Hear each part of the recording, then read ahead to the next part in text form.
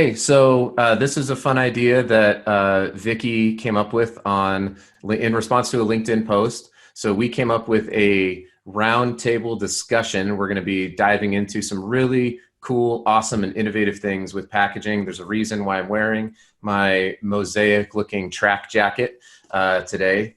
It's not because, well, it's because I like it. I'll be honest. I just really enjoy weird things. So I've got Vicki and Derek and Guy. We're going to be diving into branding and variable printing and then just wherever that road takes us, we're just going to have a conversation. So I'm just going to do a quick round of introductions here. And then we're going to let Guy, who is, I don't want to say anything about Vicki or Derek, but I think is probably the smartest person in the room. Certainly the smartest guy in the room.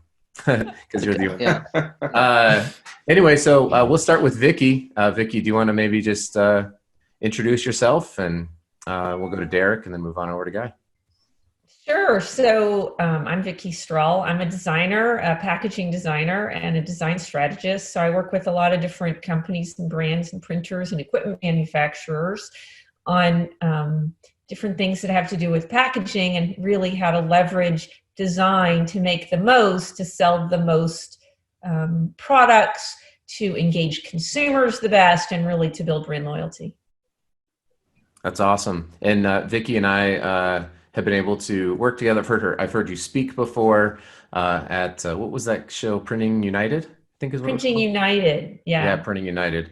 And you did an awesome job there. So Thank you. I speak at a lot of conferences. They're all canceled right now. Right now, I'm scheduled for the TLMI. Are you going to TLMI? It's in October. That's a definite maybe. So you're saying there's a chance. Yeah. It's out west. It's in Colorado Springs, actually. It's in Colorado. Well, then I have to go. And speaking of Colorado Springs, Derek Sims and I work together, and we found out we have a tremendous amount in common prior to working together. So Derek, if you want to maybe take that great pitch over and you can introduce yourself. Sure. Yeah, Derek Sims, Director of Sales at Fortis, 25 years in print packaging in various roles: sales, marketing, business development, and general management. So I've worked actually with the HP platform since 2005, so not the earliest adopter, but fairly early in the Indigo platform, and even spent some time at HP. So I've been involved in some really interesting personalization projects along the way, and just find that space to be really interesting. And if you guys can see, Derek has a Colorado State Ram helmet behind him. We went to the same we went to the same high school and the same college, and then worked in the same industry, but never met until a year ago. And we live in the same town. It was very bizarre. So anyway, Derek's got a lot of really cool, innovative thoughts, ideas, obviously having run a plant and now doing sales and marketing. So I thought he'd be awesome to have on here. And my kids said he looks like Dr. Strange. Oh, I know. So Guy, why don't you introduce yourself, and then we can, looking forward to seeing what you're working on. I don't know, you said the smartest guy in the room. I'm not sure. I'm definitely the most unorganized guy in the room. It's all messy here. I'm in my son's bedroom, so you may see some screaming kids running around, which is also really nice. We welcome it. Yeah. So my name is Guy, and I'm currently the VDP product manager at HP Indigo, which also relates to the SmartStream Designer platform, which is the VDP tools for the Adobe suite.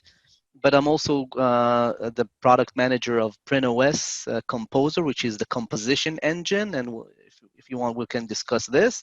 And most and foremost is the Creative Tools product manager, which is HP Mosaic and Collage and the upcoming frames and Edge and Spine and all these crazy stuff. I was lucky enough to be in the R&D team, and I am sort of like a developer.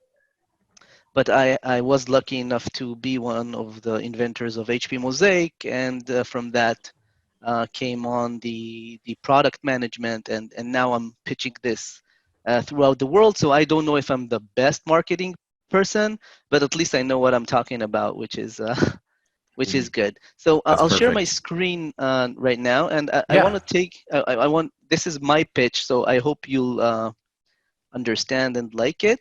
But I'd love to show this. Just tell me if you can see my screen. I can. Yes.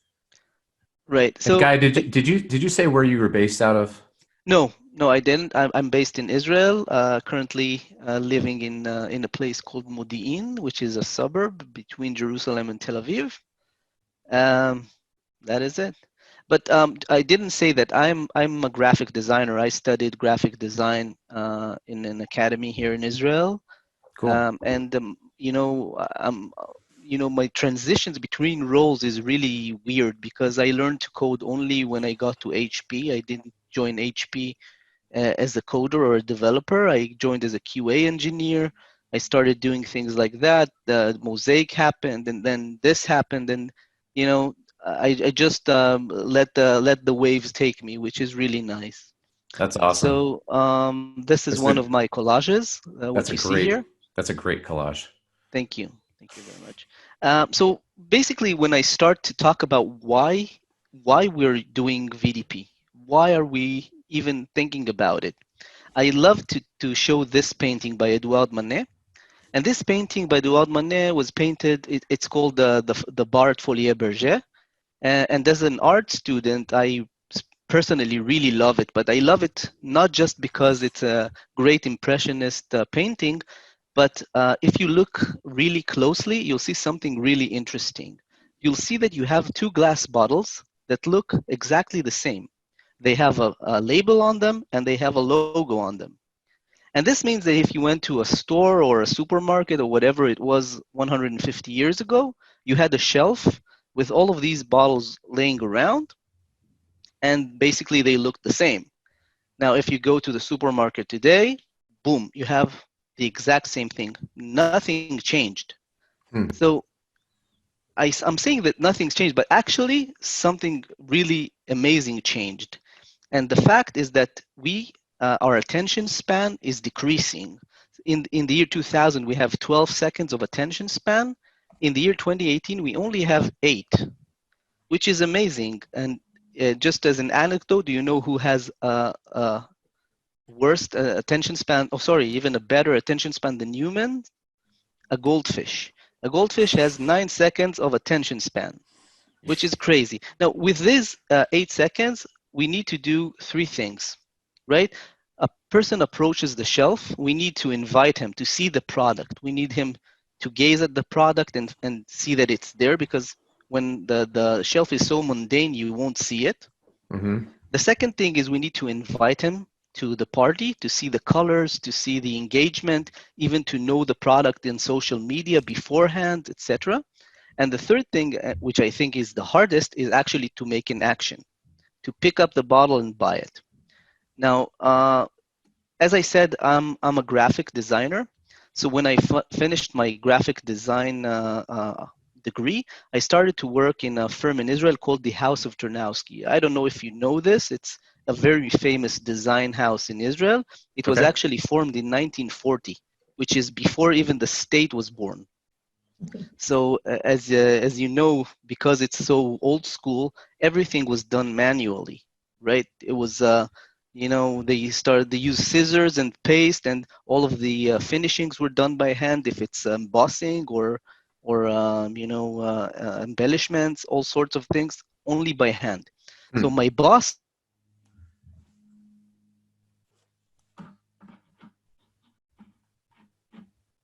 Oh, did we lose Guy? We did. first There we go. for Hang me on, Guy. it was We lost you there for 1 second. We lost you at my boss. So okay. go My ahead. boss, I said my boss, may he rest in peace. He Oh, passed okay. away, sadly. But I said that he was 80 years old when I brought in the first computer to his studio. And to me, it was a great school to see how he reacts to computer.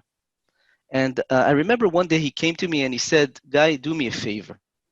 Print a cat in 40 different colors." And I said, "You know what? Give me, by the end of the day, I'll work on it. I'll give it to you."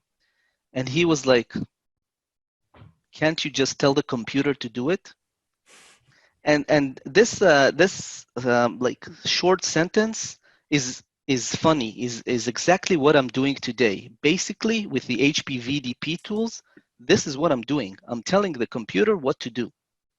So with the HP capabilities, we have personalization, right? We can take any design you want in the world. You can apply a database on it, and you can create millions. We did this with Coca-Cola, with the names. We did this with Nutella. We did this in various forms. And moreover, we have the creative tools. So we have mass customization tools like HP Mosaic, as you see here. Now, this campaign is really, really nice. This is the Amarula bottles. And actually, the campaign was to preserve the elephants. There are only 400,000 elephants left in the world. So they wanted to show to people this fact and to tell them that we need to save them. So they created a website and allowed people to go online, create their own elephants digitally, but give it a name. So once you have an elephant with a name, you can really be connected to it. Mm-hmm. Then they printed those labels, which of course you can see that by HP Mosaic, each of them is unique. But if you look to the right of the elephant, you can even see the names that people have given those elephants. So when you go to the store, you select your elephant and you buy the bottle, you actually donate money to the cause. That's cool. Preserve those elephants. Now, this is just software. This is just what the things that I'm interested in and working on with a team. But we have the Indigo capabilities, which is the agility. We have really fast presses that you don't need any plates. You don't need to prepare anything beforehand. Just let the machine run, and it does short runs and long runs. You can go to market within 24 hours. It's super easy. But we have one more differentiator, and it's the uniqueness. So like Picasso here is painting with light. Every second that he moves his arm, some light disappears, some new light comes in, and every second is a unique piece of art. So this is exactly what the HP presses do. Each page, each repeat area is totally unique. And it gives you, of course, a unique fingerprint for each print. Mm-hmm. And so you remember those beer bottles that I showed in the beginning? Yeah. There is no reason in the world that they won't look like this. And we actually did this. This is the new Heineken bottles that we did for a campaign, which is really, really nice. So it was a long introduction, and I apologize for that. It's fine. But these are the things that I'm mostly working on and using. And I hope that to see packaging going to that direction in the future. Yeah, that's really, it's super fascinating, being on the, we've got like, the manufacturing of the packaging, and then you've got probably, this idea of late stage customization has become such a hot button topic in supply chain as marketing is really driving it. So that's cool. That was a great introduction. I love that your PowerPoint or it was all visual. Sometimes it's just like a whole bunch of text. A lot of text. Yeah, I thought that was great. So you also win the best introduction for all of us. I think from here it would be really cool to have a conversation. So maybe Vicki, start with you in the design side of things. When you are working with brands, are you seeing this has been in the market for a while? The Coke campaign, I think, really opened up the door for a lot of people, but are you seeing more and more brands ask this question about how do we not just compete for shelf space, but also create that connection with our customers? Is that a request you're getting more and more? Yeah, I mean, I think part of that is differentiating on the shelf, and I think it's part of what Guy said. It's really attracting. So if there's something you can do on the shelf to attract, and if that means that all of these bottles are different, like in this Heineken case, it makes a difference. But I also think that there's different ways and different reasons to do it. So what I like about the Amarula is that there's an underlying campaign in terms of saving those elephants. So the campaign isn't arbitrary. It's not just for aesthetic purposes. It actually has a deeper purpose, which was to save those elephants. And I know we'll get into this conversation as this evolves into where this lives and why it's so important now in this COVID-19 and the post-COVID, and where that resides and how important it is, because it's becoming more and more evident that in the next several months, we will experience brands in our home and less in the shelf. So how do we bring that same engagement either online and then we want it, so we get it in our homes, or the first time we experience that is in our homes? And I think that's a bigger conversation to have too. Yeah, bridging the digital experience to the aesthetic in-home experience. I mean, I can just say, like, I have been let down before, where I see something online and it seems really engaging, and it comes into my home. And I'm like, oh, this is not what I expected.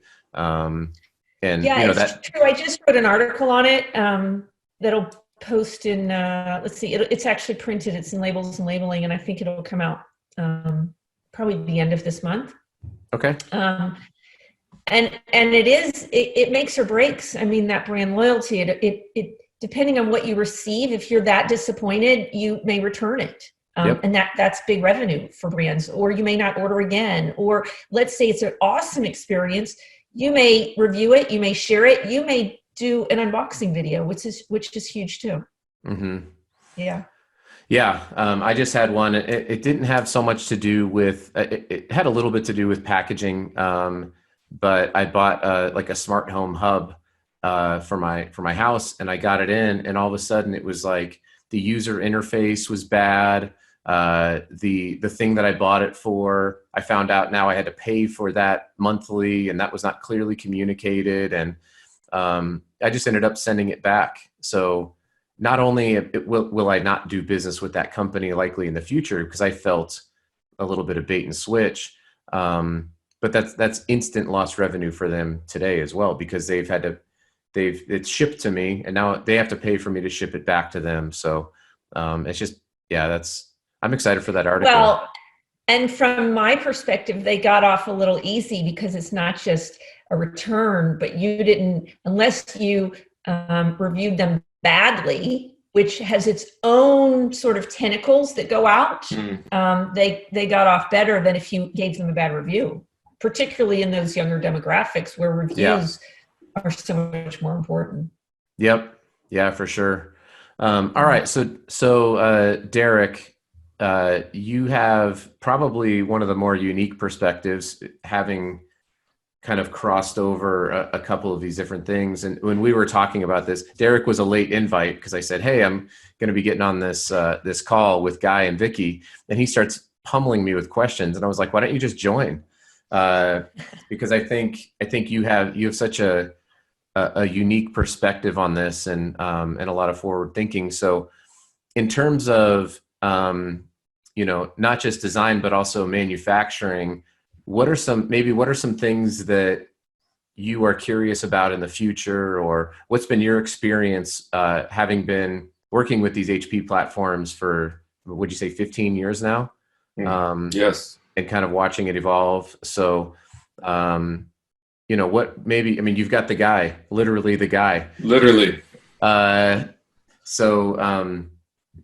Maybe share some of your experience, and then just what are some things that you think could be cool to see in the future as a manufacturer of, both labels and shrink sleeves. Sure. Yeah. Well, I guess the progression, one of my questions is, it started And there's a couple questions in here, but obviously this started. I'd love to hear the inspiration. Maybe you answered it, Guy, with your former boss who asked for 40 cats. Print Maybe a cat that was in the 40 colors. Yeah, maybe that was the inspiration. I'd love to hear the inspiration for the original Mosaic product. And then obviously I'd like to understand the progression a little more. It started with, my understanding is a seed file, and now that you can do some dynamic elements, where do you see Mosaic and personalization heading?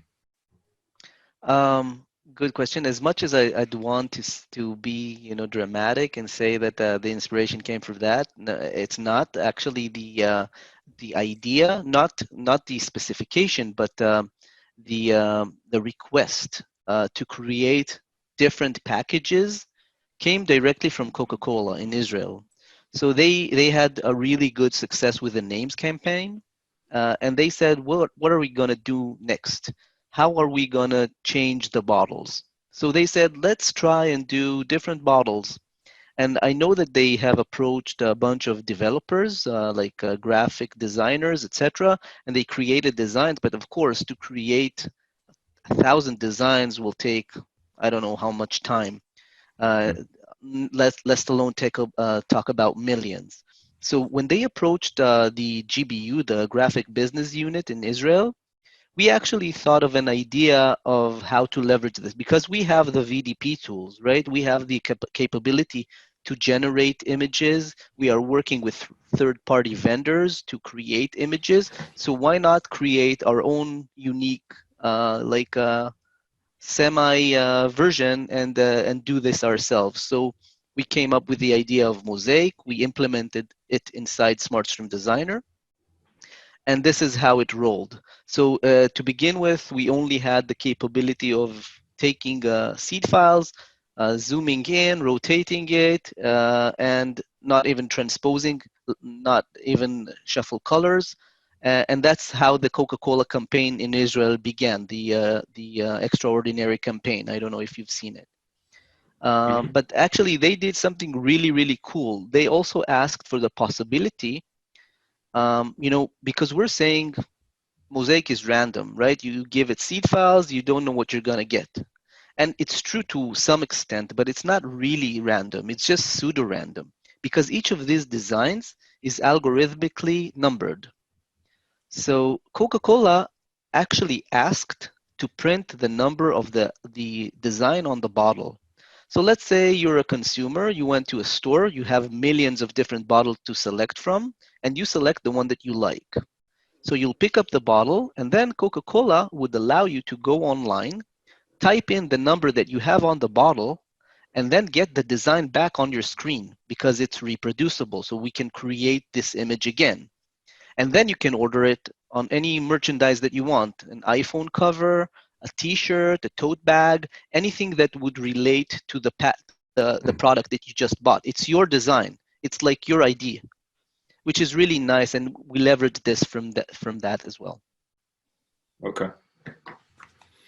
It seemed like Mosaic, the original idea was just to be disruptive visually on the shelf. But, Vicki brought up that with the Amandula application, that was more of an emotional element. And it seems like that is where things are heading. And I guess I'd like to hear more from Vicki about, are there other emotional elements that you're seeing or thinking about beyond sponsor and element or things like that? I mean, that's really interesting. Adopt an elephant, basically. Yeah, I mean, it's interesting. I think that there's different reasons to do the variable data printing. I mean, some of it is, to connect, say, like it was the first time I saw it was in direct mail, right? So it had your name on it. So it was a way to connect. I agree with you. I mean, I love the Diet Coke campaign, and I've seen it presented many times, and I know Guy was part of it. And it did feel aesthetic. But when you start to look at why a company would do that, if it's just for aesthetic purposes, it starts to feel kind of shallow. So for instance, I pitched to General Mills several years ago. And the idea was that within that carton, it was for Cheerios, and within that carton, we weren't gonna mess with their equity, right? And their equity is low and their logo type. So we said, okay, if you want to engage your consumers, let's find a spot on that carton that we can engage with, that we can use, but there has to be a reason why. Otherwise, it's just arbitrary. I mean, it doesn't connect the same way. So it's when we build it around a campaign, and in that pitch, it was built around a campaign of supporting arts in the schools. So we built this campaign to pitch it and said, well, if you build it around arts in the schools, then you can put artwork inside the bowl. And if you put artwork inside the bowl, then you've got a lot of different options. So similar to what Guy just described in terms of the merchandise, if you build it around the bowl, suddenly you could say, oh, well, let's have a contest and see if kids will submit artwork. So now you're getting people engaged and you're getting parents engaged. And then let's say there's some kind of contest, or let's say there's some kind of random drawing, and certain artwork, once the artwork is submitted, it might end up on the shelf. So if that ends up on the shelf, there's lots of people that will go see it, and they're going to go look for their kids' artwork. Now, if you take that into further, right, because there's a lot of different options, what if your child's artwork or your student's artwork isn't ever chosen? Is there a way to order it directly? Well, there is. And what we've seen is that when you can, this is what's good for brands. So it works on the consumer side because it's very engaging. What works on the brand side is that if something is customized like that, and if it is personalized like that, you can charge more for it for less quantity of product inside. So your margins start to increase. So the whole idea of this is to help with revenue, right? So when you start talking about say from your perspective as director of sales, and you're talking to your brands, and you start talking to them about, well, let's do this, and then all of a sudden you get into a department where procurement's involved, and said, well, we can't spend that much on it as a unit cost for that carton. It's not a unit cost, it's actually an investment, because margins are getting bigger, your sales are getting bigger, you've got all these impressions. You know, when you start to target anybody under 45, all of the impressions, all the videos, everything on Instagram, all of that is huge. And so if you can connect that to something broader with more of a purpose, in that case, it was arts in the schools. So for every carton that was sold, they would say donate for arts in the schools. You give it a limited time period. So let's say it runs from mid-July until mid-September. That's when school starts. Then you create this buzz. That's when everybody starts 30 or 7, 8. It's doing so many more purposes and serving all of these other purposes throughout a broad organization. What happens in legacy companies is when they're very siloed, you can't get those departments to connect. So you really do need cross-functional teamwork in order to get these campaigns run through brands. Does that make sense? Oh, yeah. Yeah. Actually, you reminded me of another really nice story, another campaign that was done in Israel. Again, I don't know if you've seen it, so I'll just browse through a little of those slides, and I'll get to it. It's a really nice campaign, but the idea that what was behind it was. This is, I'll continue from the beginning. I'll start from the beginning. This is a chocolate brand in Israel. It's a company called Elite, and they have a chocolate in Israel which is called para, which is cow. Now, they, of course, wanted to participate in the mosaic kind of fiesta, so they created 1 million different variations. Of course, each of them is unique. It's really, really nice. So you go to the store, and you buy the one that you like, right? So you have, let's say you selected this one. Now you can see that it says this is number 1 of 1 million. So you know that there are millions, and you have like your unique fingerprint that you know that this is a piece of art. But they did something really, really nice. They actually played with sustainability. They said, let's cause the people who buy this chocolate not to throw away their package. So when you unfold this, you actually had instructions on how to fold this specific package into an origami cow. So Oh, wow. you took your package, you had a unique paper, and then you could fold it into an origami cow. So you had millions of different origami cows, which is really, really nice. And then they leveraged it on social media. They said, if you fold the best cow and you take a picture in the most beautiful scenery, you can win this and that. And this caused a really nice stir in Israel. So it's another great cause. And again, it's a really nice campaign. That is super cool. I love seeing this. I actually bought a shirt the other day from I'm really into sneakers. I love shoes and sneakers, and there's a custom sneaker designer here in Salt Lake City who found a way to take. So there's a streetwear brand called Supreme. I don't have the shirt on, but and Supreme is all over the place. They collaborate with all sorts of people, skateboards and Nike and just anybody. Well, they did a collaboration with Oreo, where they had Supreme Oreos. Do you guys remember that? Yes, saw it.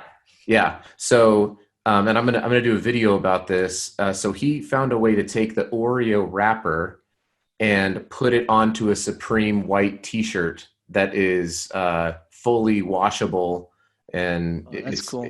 It's really awesome. So repurpose the packaging. For him, it was a way to make a totally customized product that didn't exist. And so I love what you're talking about in terms of it's not just this, but it's also that. It's not just a wrapper for chocolate. It's also an origami cow that you're not likely to throw away. You're not likely to dispose of. That's a really cool campaign. And now I want some chocolate. So well done. And that was literally, so you're saying when they put 1 in a million, you guys generated 1 million unique pieces of artwork. That's there's wild. a great video of it when we finish. If you want to look it up, there's a really good YouTube video where it's animated and they're folding up. I have it. If you want to see it, You have it's it? here.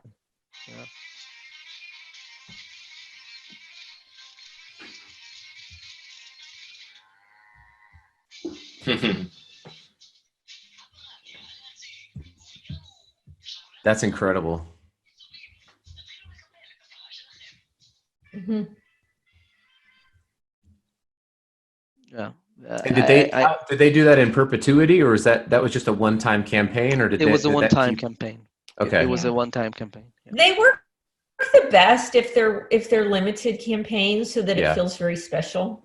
Right. Yeah.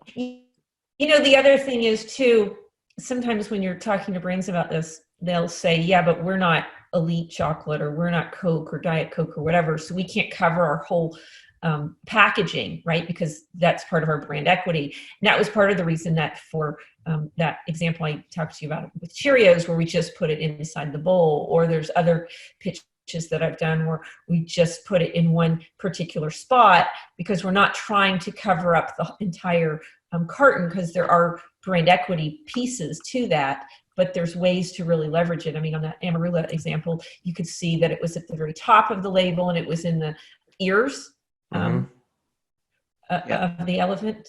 So yeah. So let me kind of take. Oh, go ahead.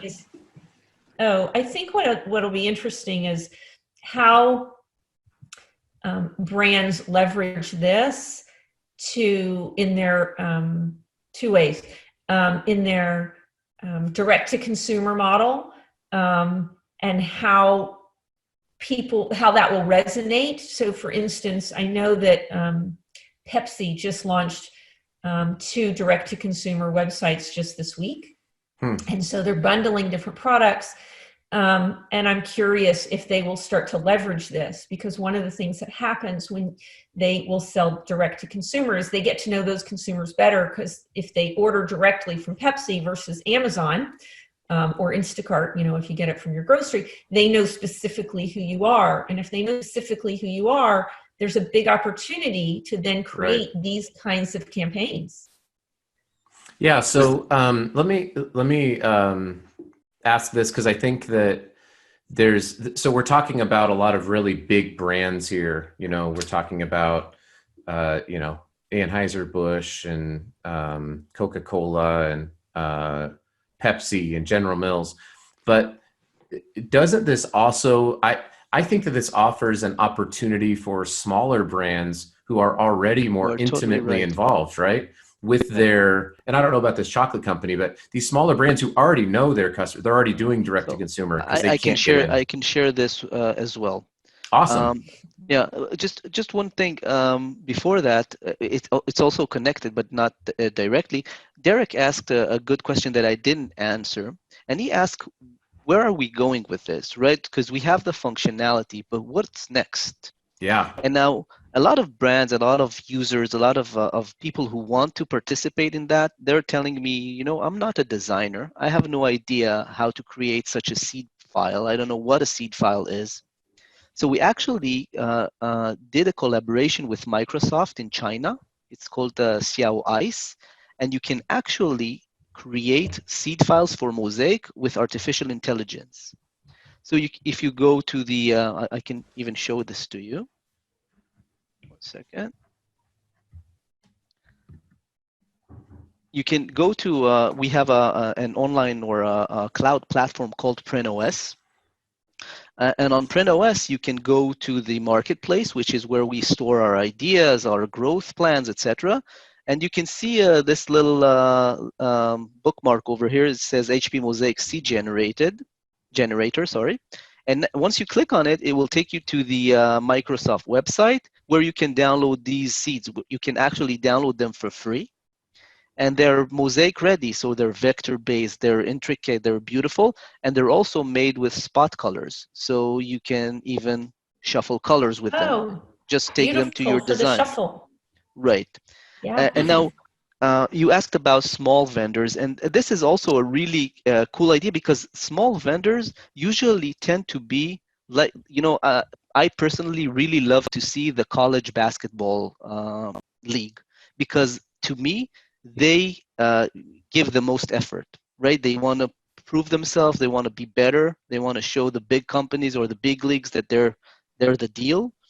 And so the smaller companies do the really nice campaigns, and they leverage our technology in ways that we haven't even figured. So let me take you through this one. Hey, by the way, do you know that there's a player, you probably have seen him play, then if you like basketball, from Tel Aviv, who's a top. Danny Avdia. Danny. Yeah, he's a top 5. Yeah, he deserves it. He's amazing. That's great. Yeah. No, this is a campaign from a brand in China. This brand, I'll take you to 2 different stories. I apologize for hogging all your time. Oh goodness, don't apologize at all. It's really nice. Is great. This is, as you can see, this is like a female hygiene product, and as you can see, it looks very sterile, like it came out of a hospital. Now, the company name is ABC, which stands for Always Being Clean, which is also a weird name for such a product. Mm-hmm. But they wanted to go to find a different audience. They wanted younger girls. They wanted to enter a different market. So they did something extremely cool. They took their ABC name, the Always Being Clean, and then they changed the C to something else. So they took a seed pattern and they said, you're always being cute, or you're always being charming, or you're always being curious or clever or whatever. And this is the campaign that they did, which is really, really nice. See, can you hear me once this is showing? Mm-hmm. Yeah. Yep. Okay, so you can see each of these different like segments, creative, colorful, has a different seed pattern. and each of the mothers or the girls who went to the supermarket can decide what she is today or what she is always, and select her own unique package, which is also really, really nice. Um, Again, I really like this campaign. I even love to tell this story. Mhm. Another really great example is this one. This is like a vape liquid from Russia to smoke. And when I show this, not a lot of people know what it is because it doesn't look like Mosaic, right? It doesn't look like all the rest of the campaigns that we've done. But this is Mhm. actually Mosaic. And they did something really, really cool. They said, what happens if I use Mosaic, but I don't use any parameters?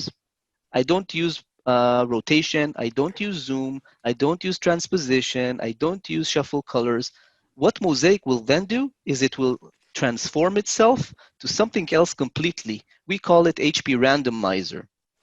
And it means that if you have many seed patterns and you select one randomly with Mosaic, it will bring it to a fixed position.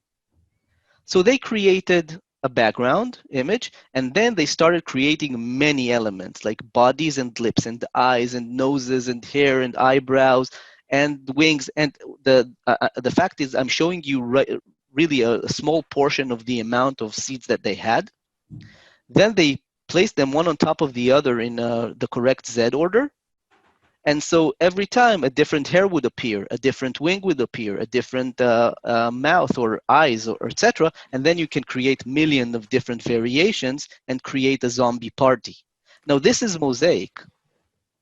And it's not the Mosaic that we intended to do, but this is how they used it, which is really, really nice and very innovative.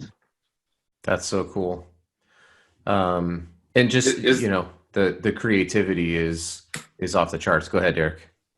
Well, I was just going to ask, is there this is just very design driven, this particular, there's obviously a cause marketing or purpose that we talked about as well, but is there a forum where some of these campaigns are shared? Like almost an idea forum, like Pinterest of personalization? To be honest, I usually post them on my LinkedIn page. So I think you can find all of them there. I also have like a 1 hour of this entire presentation. I'm talking about the entire presentation. It's on YouTube. You can find it. It's the creative tools. But no, I don't think that we have a forum. No, maybe we should build one. Yeah, that would be very interesting. Cool. I'm thinking about almost like like your Inkspiration, but a forum for specifically a category for personalization, cause-based, artwork-based, whatever. But this is because that was my point of the question of where's the technology progressing. I feel like at this point you really could almost do anything that you could think up at this point. And if I'm wrong, I guess that would be a great thing to understand is what's next that people can tap into. Right. And that's also a great question because eventually we are learning from our customers. That's the truth. It's not like we're like the masterminds that we have the ideas and then we weasel out and show campaigns. We get ideas from customers and we respond to them. And if you have time for one more story, yes, I can show you something really nice. So we have been approached by a customer, and I'll take you through the entire story so you'll understand why they had problems. So this is the company in England called Dulwich Gin, and they're a new brand that creates gin. Now I didn't know that, but apparently gin is a very competitive market in England. And to enter this market is probably very hard. And so they, as a new brand, wanted to differentiate themselves. And so they asked themselves, what can we do to make this interesting? So they went with Dulwich, the place where they're coming from, and also apparently Dulwich has the first picture gallery in the world. It was opened in 1812. And on the right side of the slide, you can see how it looked then. And on the left side, you can see how it looks today. And they said, let's use this. Let's use this idea of how we take the old London, the old gin, and bring it to modernism, to New London, the new gin, the new generation. So they roamed the halls of the Dulwich Picture Gallery. They selected a bunch of paintings from there, and they brought out these characters from the Georgian era. And they said, let's bring them to modernism. So they went outside, saw the graffiti of modern Dulwich, and selected 7 colors. The 7 colors are the ink cans of the HP Indigo press. So each of the ink cans had a spot color. And then when they approached the print service provider, they said, we want a label on each bottle that randomly selects 2 characters, and each character will get 4 different colors. Now you only have 7, so you needed to repeat 1 color. Now the print service provider said, well, of course I'll use shuffle colors and it will be very easy. But then the brand said, no, you can't use any purple faces because it can look scary. You know, it looks like someone is choking. And you can't have any color repeats. It means that you can't have a cyan face and then a cyan sleeve, right? So I don't know if you know, but shuffle colors in HP Mosaic works like this. If you have an original seed pattern and you have spot colors in it, you can either shuffle the colors within themselves, or you can totally replace them with a new set of colors. But in reality, you can't really say which color goes where. And this is where they had a problem. So they approached us, and we actually created a new tool for them. We call it the database generator, and you can give logic to your database creation. So you build the database and telling them in the face, don't use purple.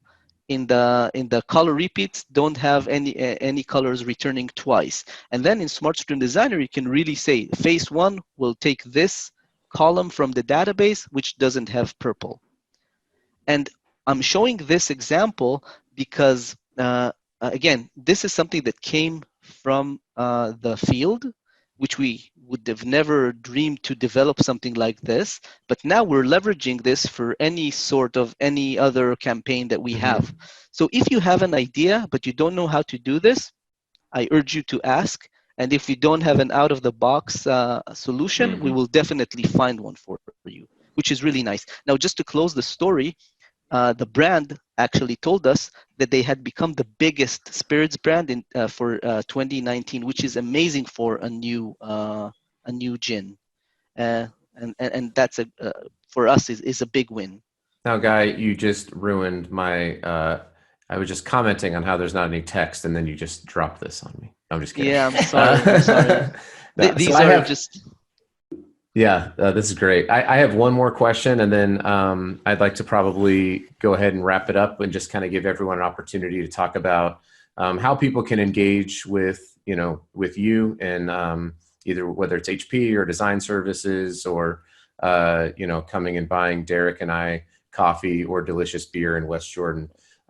So my question, as you were kind of going through this, if I'm looking out towards the future, is I get asked about 2 things, and I'm wondering if that's great. I'm wondering if the two worlds are going to be able to converge, or maybe they already have, and I just don't know it.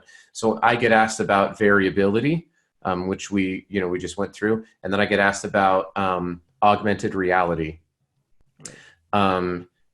Is there a way in which you can that is being worked on potentially, or maybe it already exists, to have a variable augmented reality experience? Yes. Okay, that's crazy. So tell me about that, because I don't even. So basically, HP itself has an augmented reality software. It's called HP Reveal. And basically, you can create, from HP Reveal, you can create a template and use it in SmartStream Designer. And then you can have variable augmented reality platform. Now, to tell the truth, we are working really hard on artificial intelligence. So we are working on all sorts of artificial intelligence developments. Again, it's in development phase, so I don't have much to show or to tell. Sure. But we are working on that, and I believe that this is the next part of our journey. Yeah. Cool. So, Guy, we see here, the best way to connect with you. So, if there are brand owners who might see this and who are like, this is definitely what we need to do. This is going to be done. Why I think it's cool that we're all on here, because it's obviously done in collaboration. Print services providers, designers, conceptual designers. I'll go ahead and tout Vicki. There are very few designers who also have a deep knowledge of production. And Vicki, I think you do a tremendous job of not only designing for the consequences of the shelf and the engagement, but also with the you have our best interest as well as somebody who has to actually produce it. So. So Guy, I mean, are people able to reach out to you for, what would somebody reach out to you for? Just general questions, free chocolates from Israel, Whatever they want, really. I don't know if it shows, but I really love this topic. I really enjoy showing this and talking about it and getting ideas and collaborating. So I'm just willing. If you just want to chat, then you can contact me. Okay. Again, if you have questions, if you want an idea, if you need a contact person, anything, If they want to talk about Baby Yoda, for example. If they want to come visit Modi'in, they're welcome to come. Yeah, There. Baby Yoda is my turf as well. All right, awesome. Derek, how about you? You were helping me facilitate, but obviously I've got your contact information. Any last parting words of wisdom from Dr. Strange? Things that excited you about it? I too, I love this topic. I love where it's heading, and I guess I'm really interested to see it more in the future on the emotional cause-based side. I mean, I was thinking about an application that I saw where a microbrewer was partnering with a local humane shelter to put the dogs and cats that they wanted to be adopted. And there's a lot there. And I guess this, just the ideas, like Guy said, this is really comes from, brands, designers, we play a role in that, really explaining and educating people on what technology is out there and how they can use that. So, I mean, I guess that's the fun part of what we're all doing, but there's a long way to go here. I feel like we've just scratched the surface. So, you can hit me up on LinkedIn would be the best place. Yeah. And then Vicki, we'll kick it over to you to bring us on home. Yeah, I love this idea of cause marketing, and I think everything that I've read so far in this coronavirus pandemic is that I just read a statistic today that over 80% of people consumers surveyed, expect their brands to have a responsibility to a social responsibility. And I think we're going to start to see that post-COVID-19, whether that's a responsibility to the Humane Society, like you said, Derek, or to the environment, or to plastic free, or whatever that is. I think the position of brands within our hearts and who we start to support will change based on what it is that they're doing for the community. And I think in terms of how to create these, I'm a designer. I know that this idea, and when we see it in a Coke, or when we see it in a Diet Coke or Anheuser-Busch or whoever, it can be very overwhelming. And so there's not a lot of designers that know how to tackle this problem. And so when they come to me, we can deconstruct it to make it approachable.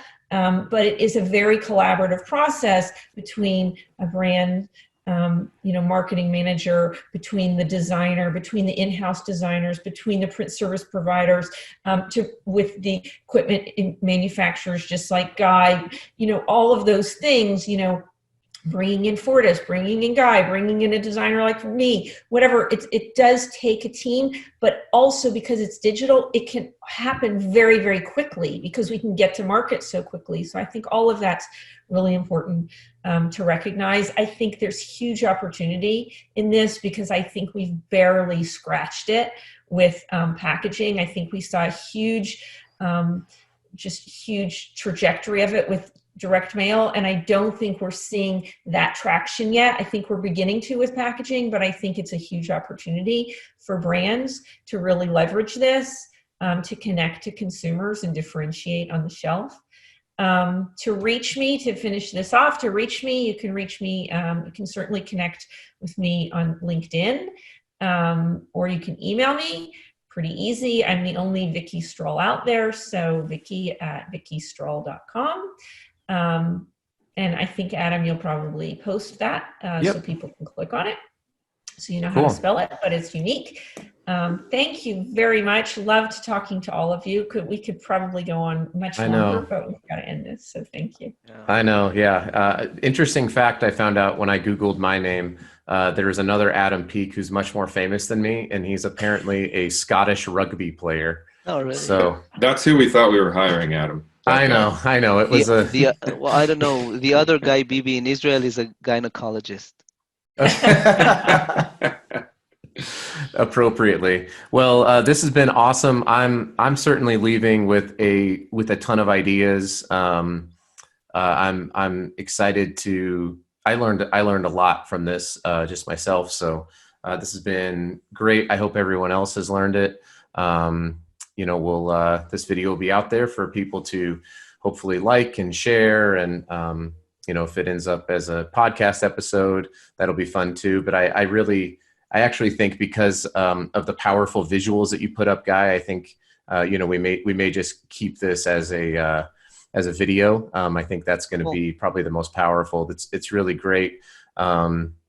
And so thanks so much for everybody for sharing. I think we have an Avengers team to take this out and go Can for it. Can I be Scarlett Johansson? Of course. Oh, not an Avenger, but still. Yeah, that's cool. Well, again, thank you guys so much. Appreciate it. Yeah, thanks a lot. Thanks, everyone. Bye, everybody. All right.